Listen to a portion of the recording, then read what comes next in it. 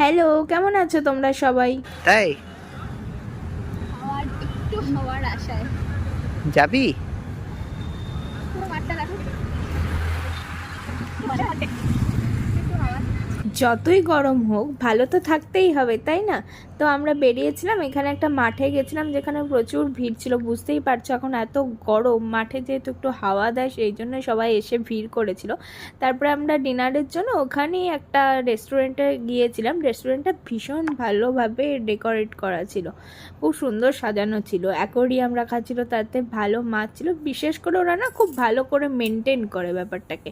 তারপরে আমরা এখানে স্টার্টারে নিয়েছিলাম চিকেন মালাই কাবাব আর ফ্রায়েড রাইস আর ফিশ চিলি ফিশ আর কি নিয়েছিলাম। তো সেটা আমরা খেয়ে তারপরে আবার আমার যেহেতু খুব ভালো লেগেছিলো রেস্টুরেন্টে, আমি আরও কিছু ভিডিও করে আইসক্রিম খেয়ে বাড়ি চলে এলাম।